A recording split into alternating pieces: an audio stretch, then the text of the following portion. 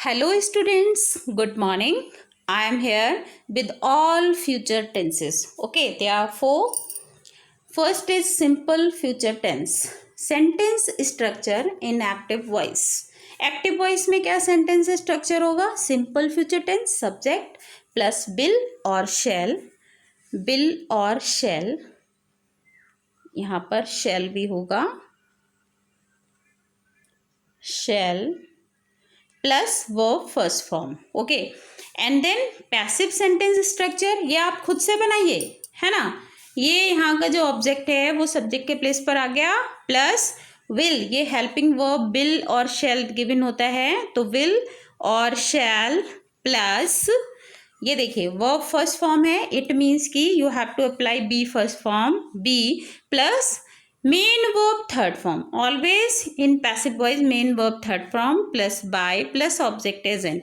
यहाँ पर मैंने आपको शॉर्ट में लिखा है क्योंकि ये आप अभी आपको ये समझ में आ गया होगा. सब्जेक्ट एंड ऑब्जेक्ट तो क्या होते हैं आपके, एक्सचेंज हो जाते हैं.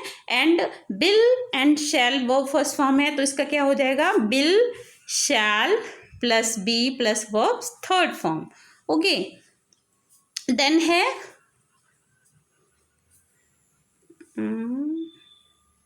Okay future continuous tense. Sentence structure subject plus will plus, मतलब बिल और शेल दोनों में से कुछ भी हो सकता है, will or shall plus be plus verb first form ING. अब देखिए ऑलरेडी यहाँ पर बी इधर आ गया है एक्टिव सेंटेंस स्ट्रक्चर में, तो there will be no passive for the same, कोई पैसिव नहीं बनेगा इसका. नेक्स्ट है future perfect tense. Future perfect tense subject plus will shall, will या शैल में से कोई एक ही आएगा. आई और वी अगर सब्जेक्ट में आए हैं, आई या वी, तो शैल आता है. ठीक है, ग्रामर में शैल आता है. बट अभी क्या है कि ये जो शैल है इसका यूज़ कंटिन्यूअसली ख़त्म होता चला जा रहा है. ठीक है, तो शैल का यूज़ अब बहुत ज़्यादा होता नहीं है. आई के साथ भी विल का यूज़ करते हैं. अभी रीज़न बता दूंगी मैं आपको क्यों करते हैं. चलिए अभी बता देती हूँ. देखिए एक्चुअली क्या होता है कि जब हम बहुत डिटरमाइंड होते हैं, जैसे कि मैंने बोला आई शैल टीच यू. ठीक है, आई शैल टीच यू ये साउंड करता है कि मैं पढ़ाऊँगी, लेकिन मैं बहुत डिटरमाइंड नहीं हूँ कि मैं आपको पढ़ाऊँगी ही. राइट, अगर मैं अपने काम के लिए एकदम से फॉर्मली डिटरमाइंड हूँ, नहीं आई विल टीच यू, चाहे कुछ भी हो जाए, ठीक है, मैं आपको पढ़ाऊँगी ही पढ़ाऊँगी, तो मैं क्या बोलती हूँ, आई विल टीच यू. तो आप क्या है, जब किसी काम को करेंगे, है ना, शैल लगा देते हो तो बहुत ज़्यादा मतलब फॉर्म डिटर्मिनेशन नहीं शो होता है, इसीलिए शैल का यूज़ जो है वो थोड़ा सा कम होता चला जा रहा है. आई के साथ भी अब बिल का यूज़ कर लेते हैं, बी के साथ भी बिल का यूज़ कर लेते हैं, लेकिन ग्रामर के रूल कहते हैं कि आई एंड बी के साथ शैल का यूज करना चाहिए. ठीक है, तो कीप इन द माइंड, ये ग्रामर के रूल कहते हैं.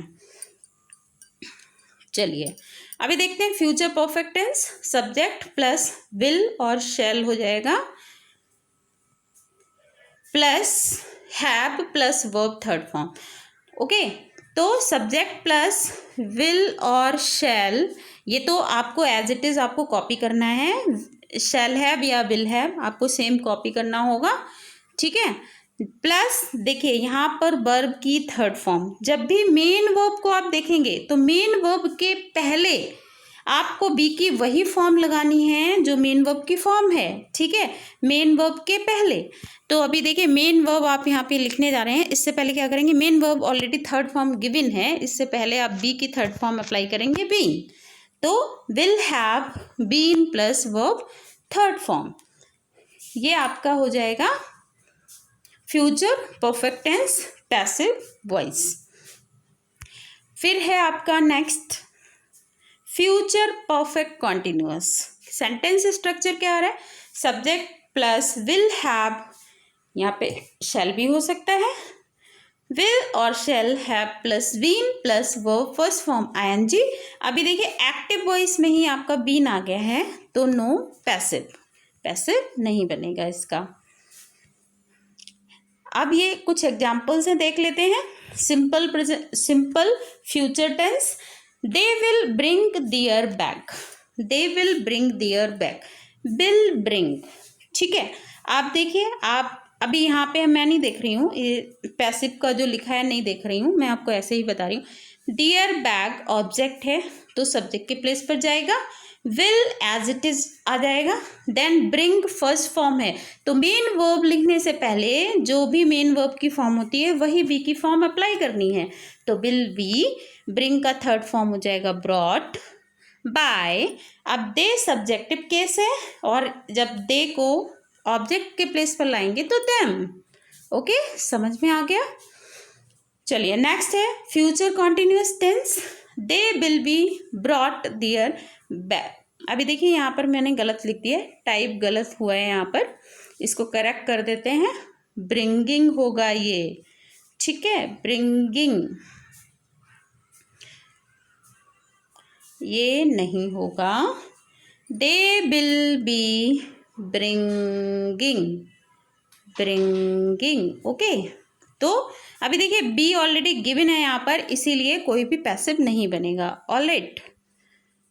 चलिए ये आपका गलत है, ये यहाँ पे ब्रिंगिंग होगा, ठीक है, कॉन्टिन्यूअस फॉर्म है तो ब्रिंगिंग आएगा। नेक्स्ट है future perfect tense, future perfect tense, she will have taken the train. ये क्या है कि आपका देख लीजिए, ट्रेन, द ट्रेन आपका ऑब्जेक्ट है, the train will have been taken by her, ये आपका पैसिव बन जाएगा।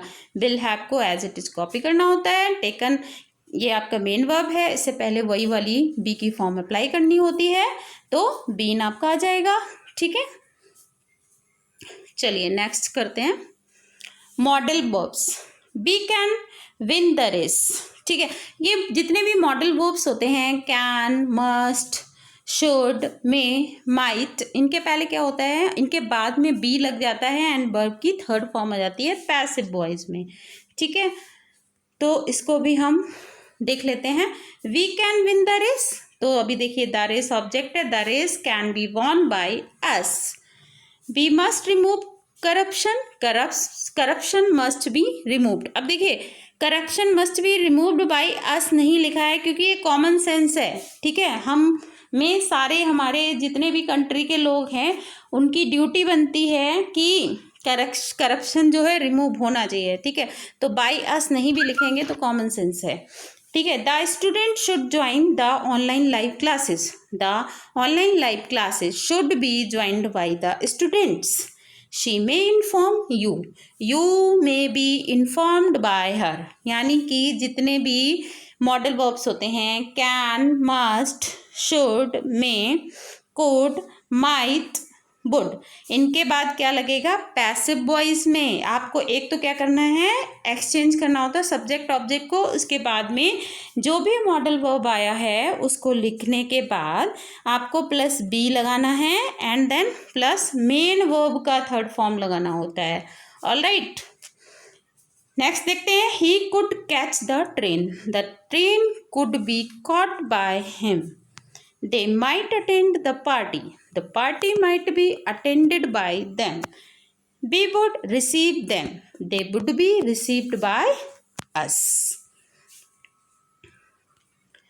then है आपका पैसिव वॉइस ऑफ इन्फिनिटिव्स, इन्फिनिटिव्स का मतलब होता है two plus verb first form, okay.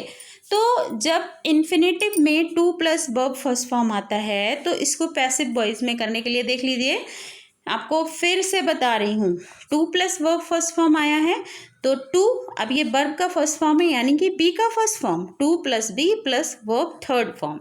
Example देखते हैं, I am to help him, I am to help him, ठीक है।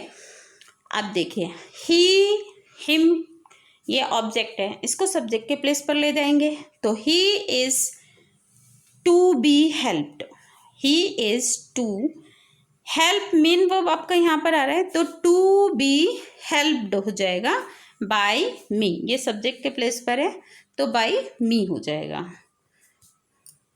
नेक्स्ट है I have to read this book.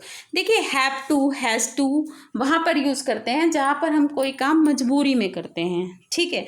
अब मान लीजिए I am feeling to tired, है ना, मैं बहुत ज़्यादा थकी हुई हूँ और मुझे बोला जा रहा है नहीं आप क्लास ले लो, तो मैं बोलूँगी I have to take class, ठीक है। मेरे को लेनी है but I am too tired, लेकिन मैं तो बहुत थकी हुई हूँ, है ना। तो वहाँ पर आप जब कोई काम बिना मन के करते हो तो हैज़ टू, हैव टू का यूज़ करते हैं। I have to read this book, ठीक है। तो this book has to be, अभी देखिए आई के साथ हैव लगता है लेकिन दिस बुक ये सिंगुलर है तो हैज़ लगेगा। हैज़ टू बी रीड, अभी रीड का जो थर्ड फॉर्म है वो रीड ही रहेगा, by me. We ought to support our country. Our country ought to be supported by us. समझ में आ रहा है बेटा? To support, टू के बाद वर्ब की फर्स्ट फॉर्म है तो to plus be plus supported यानी कि थर्ड फॉर्म आ जाएगी वर्ब की। All right. Use of preposition in passive voice. अब प्रिपोजिशन क्या यूज होती है पैसिव वॉइस में? बाय यूज होता है। I look after him, he is looked after by me, ठीक है, बाय का यूज होता है। He knows me, I am known to him. अभी देखिए यहाँ पर जब नोन के बाद में बाय नहीं लगाते हैं, नोन के बाद में टू लगाते हैं, इसीलिए ये सेंटेंस यहाँ पर लिखा है, ठीक है। नोन टू हिम आएगा, नोन के बाद बाय नहीं लगाएंगे प्रीपोजिशन, टू लगाएंगे, okay. He satisfied everybody, everybody was satisfied by him.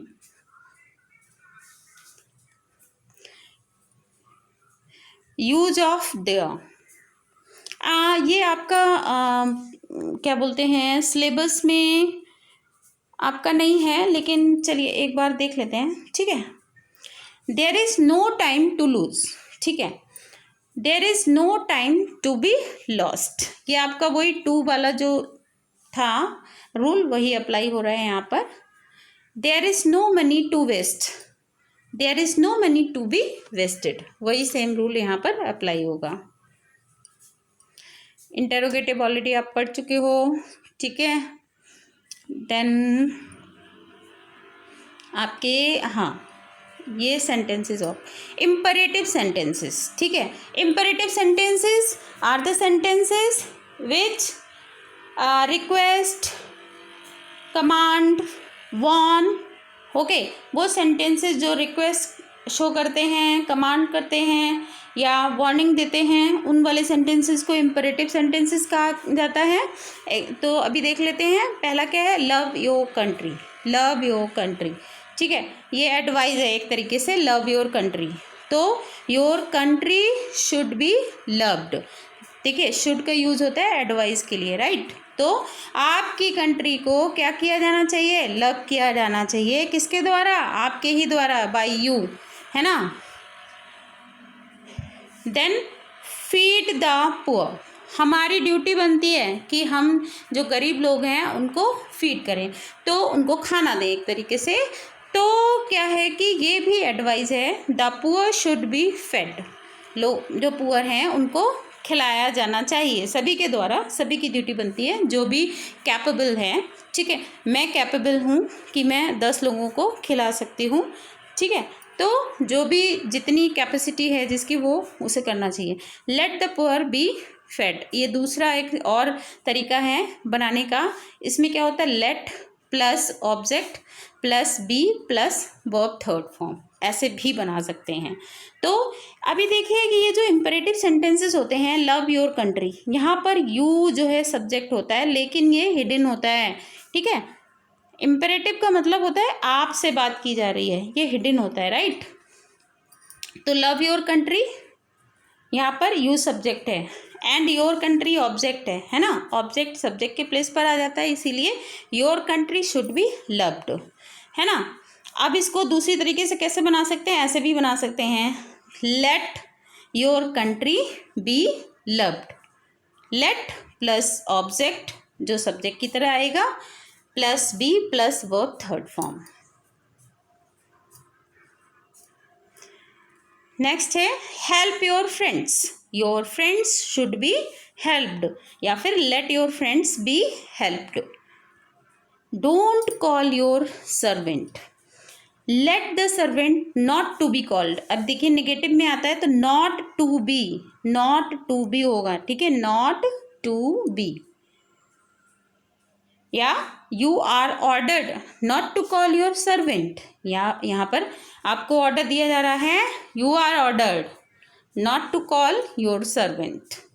Please give me some advice, अभी देखिए यहाँ पर प्लीज़ आ गया यानी कि रिक्वेस्ट है ये, है ना। You are requested to give me some advice, ये इस तरीके से बनेगा। कुछ और सेंटेंसेस है। I asked Hari to go there, Hari was asked to go there. I asked Hari, अभी देखिए यहाँ पर ये आपका इनडायरेक्ट ऑब्जेक्ट हो गया ना। अब हरी को सब्जेक्ट के प्लेस पर लेके जाएंगे, हरी वॉज आस्क्ड, आस्क्ड यानी कि सेकेंड फॉर्म आई थी तो बी की सेकेंड फॉर्म वॉज हो गई यहाँ पर, ठीक है। Hari was asked to go there, I saw him go, he was seen to go, he made me sing, इसी के मतलब उसने मुझे एकदम गाने के लिए तैयार कर दिया, ही मेड मी सिंग। अभी देखिए मी आपका इनडायरेक्ट ऑब्जेक्ट हो गया, ये सब्जेक्ट के प्लेस पर आया। आई मेड सेकेंड फॉर्म है तो यानी कि बी की सेकेंड फॉर्म आ गई, और मेड थर्ड फॉर्म भी होती है।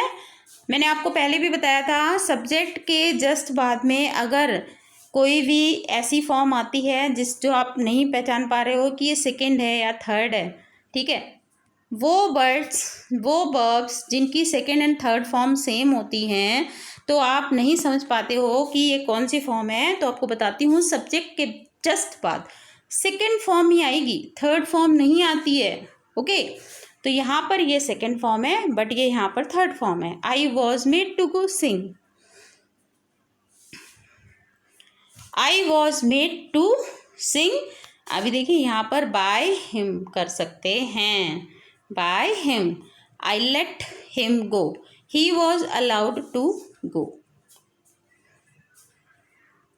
तो this is all about active and passive voice, okay.